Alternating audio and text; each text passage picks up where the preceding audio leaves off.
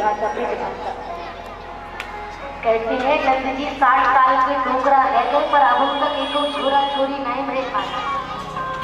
सब बड़े परेशान है, क्या करे नंद जी के छोरा नहीं। तो बजाते हुए आ गई, बोली भैया है क्यों। नंद जी बोले जल्दी से बता का भैया। छोटो सो छोरा भयो है।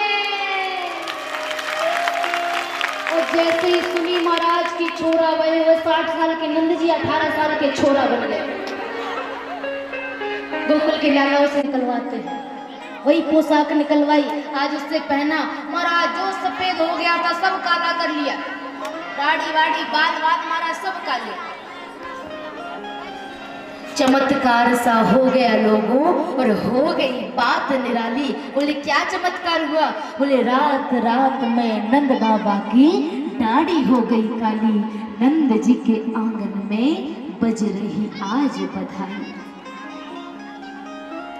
नंद जी महाराज खुशी के मारे नहीं फूले समा रहे हैं। विप्रों को बुलाया गया, स्वस्ति वाचन कराया गया, आज सब शुद्ध कराया गया, लाला को पालने में पढ़ाया गया। कहते हैं कन्हैया के आने की खुशी में जो सारे गोकुलवासी थे ना, वो मिठाइयों में परिवर्तित हो गए। इतनी खुशी थी कि मिठाइयां बन गए। बोले कौन क्या क्या बना है? कहते हैं आज बर्फी सी ब्रजनारी बनी, आज बर्फी सी ब्रजनारी बनी, हरे रूप रसाला। बलराम जी तो पेड़ा बन गए महाराज, और बलराम जी की मैया जो रोहिणी मैया है ना, वो रस खीर बन गई लाला के आने की खुशी में। बोले महाराज सब मिठाई मीठा बने हैं, जब इतना मीठा खाएंगे तो डायबिटीज ना है जाएगी। बोले नहीं नंद जी के आंगन में हर एक चीज की व्यवस्था। आज पूरा मुंह खुले तो जैसे ही माई ने कही कि लालाओ जो का भयो है, एक लाला ने माखन को गोला फेंक करके मारियो तो बुढ़िया माई के मुंह में है कि सीधो पेट में गए। अब दांतन में तो मुंह में रहे तो कहाँ से, सीधा पेट में। बुढ़िया माई ने उसका स्वाद लिया। बुढ़िया माई बोली अरे लालाओ जो कहा भयो है? गोकुल के लालाओं ने कहा माई अभी तक पतो नहीं चली कि का भयो है। नंद जी के घर में छोरा भयो है। महाराज जैसे ही सुना कि नंद जी के घर में छोरा भयो है, बा बुढ़िया माई दौड़ी दौड़ी अपने घर को गई और महाराज 70 साल पुराना अपनी शादी का लहंगा निकाला। 70 साल पुराना शादी के लहंगे को पहनती है और श्रृंगार करने के लिए बैठी। अब 90 साल की थी तो महाराज ठीक से दिखे नहीं। जैसे ही महाराज श्रृंगार करके को बैठी तो आँखन वाली ओठन में लगाई ली और ओठन वाली आँखन में लगाई ली, और ऐसा श्रृंगार करके माँ यशोदा से बधाई लेने के लिए गई। माँ ने लाला को पालने में बिठाया।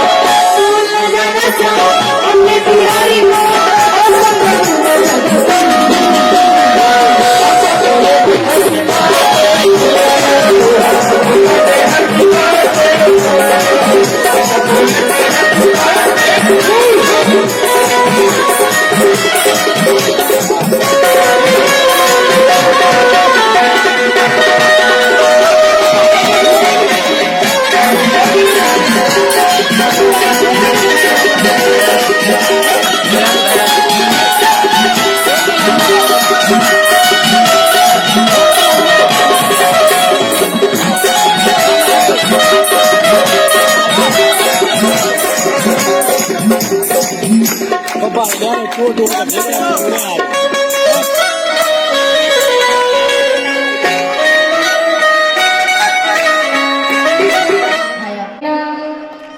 निक धीरे झोटा दीजो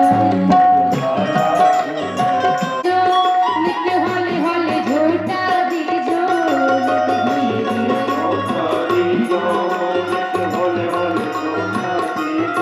हो मेरो लाला हो मेरो कान्हा हो मेरो कनुआ झूले पले धीरे झोटा दीजो काहे कोया तू बनोरे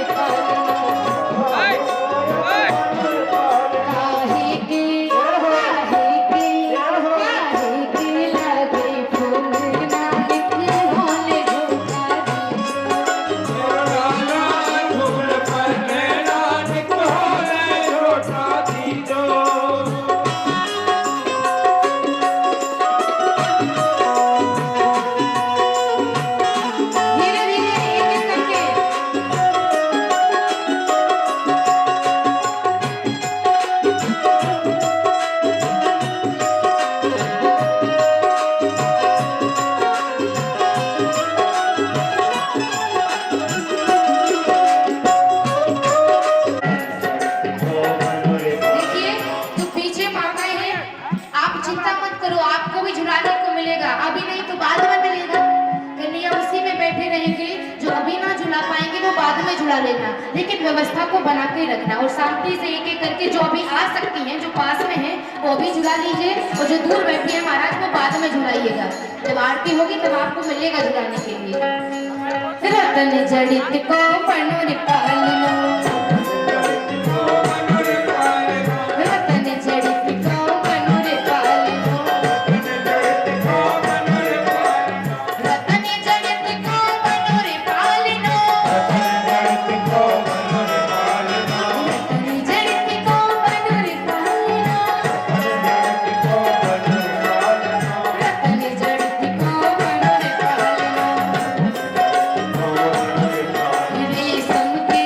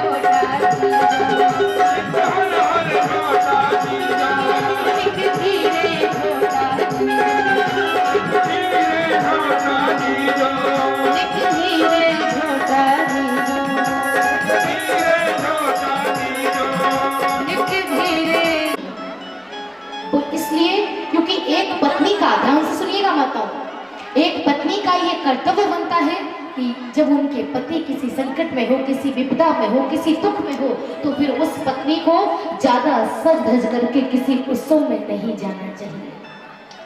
रोहिणी मैया के पति कारागृह में थे, जेल में बंद थे, इसीलिए रोहिणी मैया ने सोचा पति तो दुख में है, बड़े ही करुणावान है, ये तो करुणा, ये तो दया करने का मौका ढूंढते हैं, अवसर ढूंढते हैं, बहाना ढूंढते हैं कि महाराज को मौका मिल जाए और ये महाराज करुणा कर दे। अरे करुणा निधान रउआ जगत के दाता है, अरे श्री भगवान रउआ जगत के दाता है, अरे करुणा निधान रउआ जगत के दाता है, अरे श्री भगवान रउआ जगत के दाता है। करुणा निधान है, ये तो करुणा करने का अवसर ढूंढते हैं। बोले कृष्ण कन्हैया लाल की। लगता है पूतना का दे यार गिराई नहीं, कुछ बनी नहीं गया महाराज। बोले कृष्ण कन्हैया लाल की। चलो कोई नहीं, जहाँ पर पूतना की जीव गिरी वो मिर्च वाला बन गया। ये तो महाराज हाथ से परिहास की बातें है। पूतना का प्रभु ने उद्धार किया, सामंजस्य बना करके चले। और हमारे नेताजी देखो महाराज नीचे बैठ कर, ये सबसे बड़ी बात होती है एक राजा में कि वो अपनी प्रजा के साथ अपना सामंजस्य बना करके रखे, ये बड़ी ही अलौकिक बात होती है। कन्हैया हमारे भी बलाधिक्याद बलम विदुहु, बल की अधिकता के कारण लोग ने बलराम के नाम से जाने किया। और हाँ देवी, ये एक गर्भ से निकाल करके दूसरे गर्भ में लाए गए हैं। देवकी मैया की 7वीं संतान है बलराम जी, ये एक गर्भ से दूसरे गर्भ में लाए गए हैं, इसीलिए इनका एक नाम संकर्षण भी होगा। नंदरानी बोली अहो भाग्य जो आप पधारे और ऐसे नाम रखे, अब मेरे लाला का नाम भी बताए दो। जैसे ही गर्गाचार्य जी ने पुनः कन्हैया को देखा तो समाधि फिर से लगाने वाले थे, कन्हैया ने तुरंत नेत्र बंद कर लिए। कन्हैया बोले गर्गाचार्य जी आज समाधि ही लगाओगे कि नाम भी दोगे? कन्हैया ने नेत्र बंद किए, नहीं अभी समाधि नहीं लगाना है, अभी नाम देना है। गर्गाचार्य जी सोचने लगे हम भगवान को क्या नाम दे दें, ये तो सबको जीवन देने वाले हैं, ये तो सबके पालनहार हैं, हम इन्हें नाम क्या दें? गर्गाचार्य जी कहने लगे देवी आपके लाला का नाम हम क्या बताएं, कोई एक नाम हो तब हम बताएं। बहूनी संति नामानि, बहूनी संति नामानि रूपाणि च सुतश्यते, और गुणकर्मान रूपाणि तान्यं वेदनो जनः। बहूनी संति नामानि, एक नाम नहीं, इनके तो अनेक नाम हैं, इनके नाम भी अनेक हैं, इनके तो रूप भी अनेक हैं। लेकिन हाँ देवी, इनका ये जो अवतार है वो कौन सा अवतार है? आसन वर्णास्त्यो ह्यस्य, आसन वर्णास्त्यो ह्यस्य गृहीते नागमेन च सुकुलोर्तस्तदा पीतम् इदानीं कृष्णतां गतः। आसन वर्णास्त्यो ह्यस्य, दुखी नहीं रहेगा, जो अपने जीवन में कभी किसी को दुख नहीं देगा, ये सबका पालन पोषण करने वाला कृष्ण है।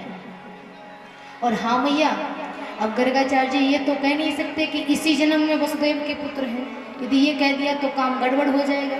गर्गाचार्य जी बोले ये किसी जन्म में वसुदेव के भी पुत्र थे, इसीलिए इनका एक नाम वासुदेव भी होगा। नंदरानी बोले यह जन्म में तो हम लोग है महाराज। बोले हाँ हाँ इस जन्म में तो आपका ही है। तो आज नंदरानी बोली लाला महाराज फिर हमें ज्यादा भविष्यवाणी नहीं जाननी है, बस लाला मेरो है, मैं तो बस इतनी बात जानू। अब इसके भविष्य के बारे में भी बता दो, इसका भविष्य कैसा होगा। गर्गाचार्य जी भविष्यवाणी बताते हैं, भविष्यवाणी करते हैं। आपने देखा होगा जो ज्योतिषी होते हैं वो सबसे पहले अच्छी बातें बताते हैं, बाद में फिर जो कमी होती है बाद में कमी बताई जाती है। तो गर्गाचार्य जी जब भगवान की कुंडली देखने लगे तो गर्गाचार्य जी भी पहले अच्छी बातें बताने लगे। गर्गाचार्य जी ने सबसे पहली बात बताई, भैया आपका लाला 1 नंबर का चोर बनेगा। नंदरानी बोली हमारे घर में काय की कमी महाराज, जो लाला चोरी करे। गर्गाचार्य जी बोले यहाँ तो यही लिखा है कि लाला चोर बनेगा, और ऐसा वैसा नहीं, ये तो चोरों का सरदार बनेगा। 16,108 इसके विवाह होंगे।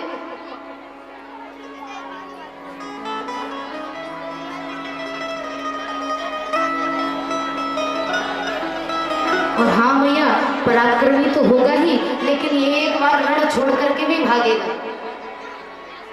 जैसे ही नंदरानी ने ये भविष्यवाणी सुनी, आज नंदरानी ने हाथ जोड़ लिए, महाराज ज्यादा भविष्यवाणी हमको ना जाननी है, बस इतनी काफी है। और आज लाला को लेकर के अंदर चली गई। नंदरानी सोचने लगी, घर में दूध दही माखन की ने को कमी ना है, फिर लाला चोरी काय को करेगा, बड़ी परेशान है मैया। एक दिन लाला खेल रहे थे और लाला ने खेलते खेलते अपनी माँ को आवाज दी, भैया। जैसे ही नंद बाबा कामकाज कर करके लौट करके आए तो आज कन्हैया नंद बाबा के पास आए और कहने लगे बाबा। और जैसे ही माँ यशोदा ने सुना कि आज लाला ने बोलना प्रारंभ किया है, आज माँ यशोदा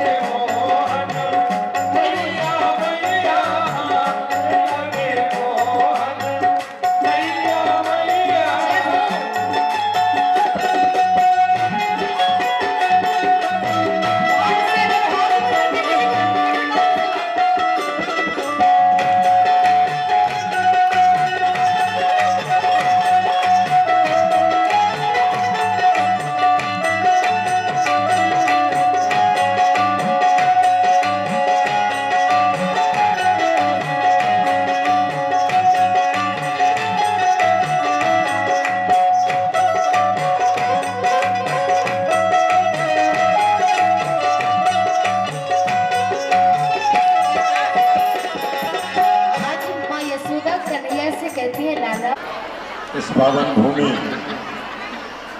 मिर्चवाड़ा के अंतर्गत विराजमान राम जानकी भगवान, राधे कृष्ण भगवान, भोलेनाथ भगवान के चरणों में और भागवत व्यास पूज्य देवी मातृ मधु पाठक श्री धाम वृंदावन के चरणों में अपना शीश नमन करते हुए यहाँ पर विराजमान हमारे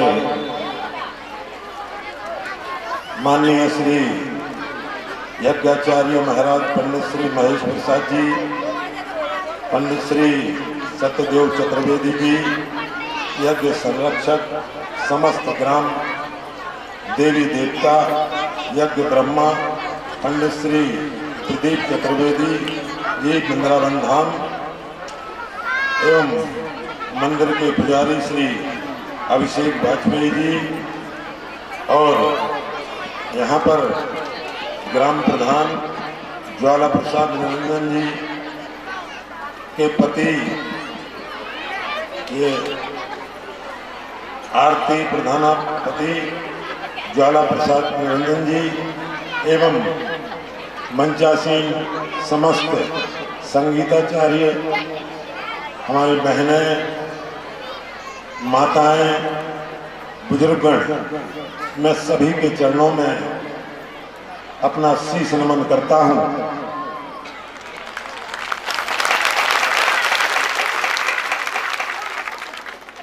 आप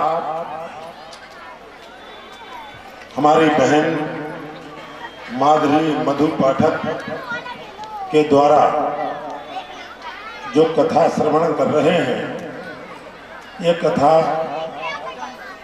बहुत ही मार्मिक सत्संग धर्म एवं आपको, आपके परिवार को, आपके बच्चों के लिए ये एक धर्म के रूप में साक्षात माँ भगवती विराजमान है और इन कथाओं को सुनकर के एक श्रोता के रूप में सुनकर के एक कान से सुनना और दूसरे कान से उड़ाना नहीं है, दूसरा कान को भी बंद हाथ से रोक लेना है और इतने प्रेम से ये कथा सुने और सुनते आप लोग आ भी रहे हैं क्योंकि कार्यक्रम पहले से चल रहा है।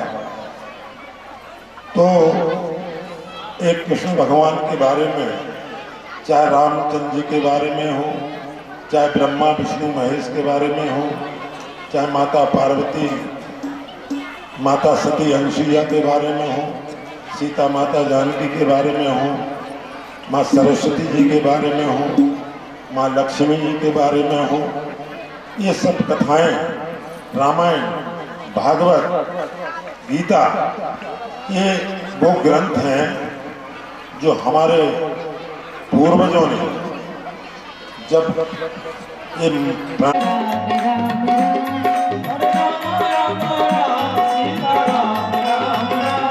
हरे राम राम राम सीता राम राम राम,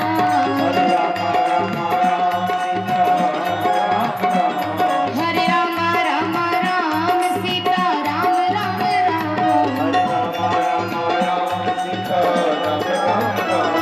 हरे राम राम राम सीता राम राम राम,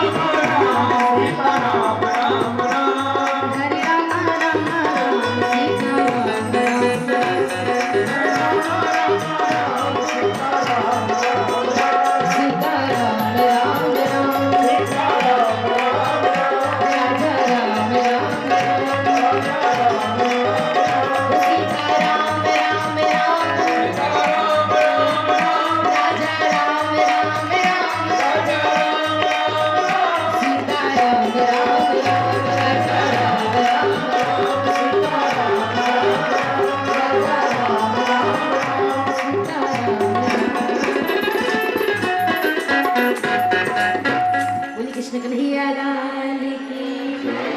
प्रभु की लीलाएं महाराज सब उन्हें चलो चोरी चोरी खेलते हैं।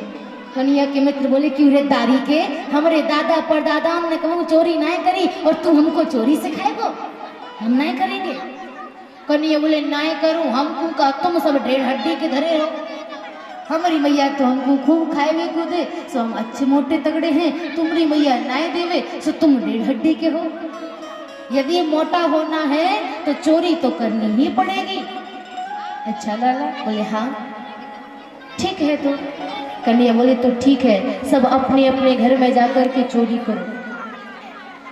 और आज महाराज सभी ने अपने अपने घर में चोरी की।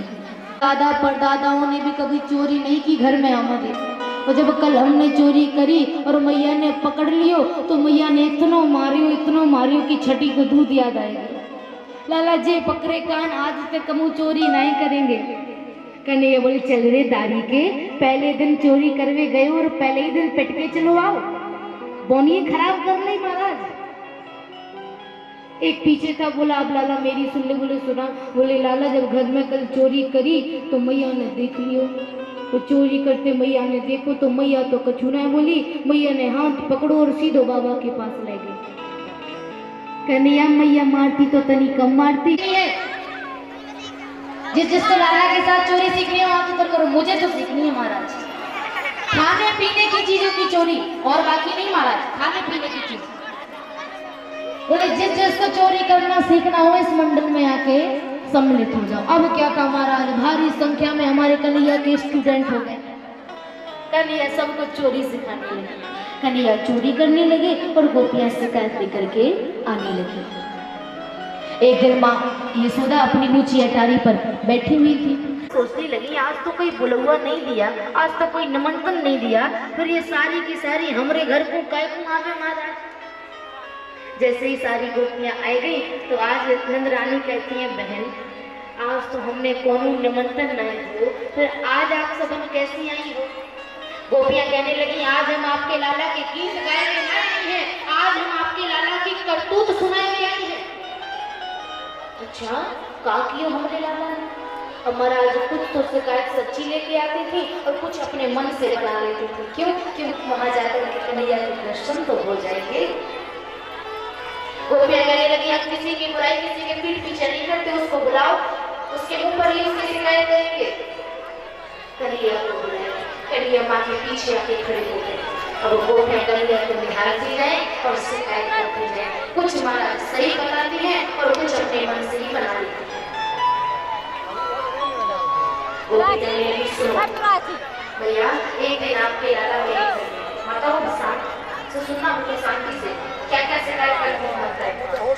गोपियां कहने लगी एक दिन आपके लाला मेरे घर में आई, उस दिन मैंने सत्यनारायण भगवान की पूजा घर में रखी थी, तो मैं प्रसादी बनाई रही थी। आपके लाला आए हुए भाभी जी का बात है बड़े अच्छे अच्छे पकवान बनाए रही हो, तभी हमको भी दो चाकरे को। हमने कहीं ना लाला जब तक जय जय ना बेटी तब तक पावे बनाए भैया हमने यहाँ को कछु भागे को नहीं दियो, तो यार लाला पतो नहीं कहाँ से सड़क पर चलते हुए तो कुत्ते रखा था कि सत्यनारायण भगवान को यहाँ बैठाओ, और आपके लाला ने उसी स्थान पर तो कुत्ते के पिल्ले बिठा दिए और आपके दादा खिड़की में आकर के बोले भाभी जी कभी सत्यनारायण भगवान के दर्शन तो कर लीजो। मैंने सोची यहाँ ने कछु गड़बड़ करी, मैं दौड़ी दौड़ी गई और मैंने देखा कि जहाँ पर सत्यनारायण भगवान को बैठना था वहाँ पर तो दो कुत्ते के पिल्ले बैठे।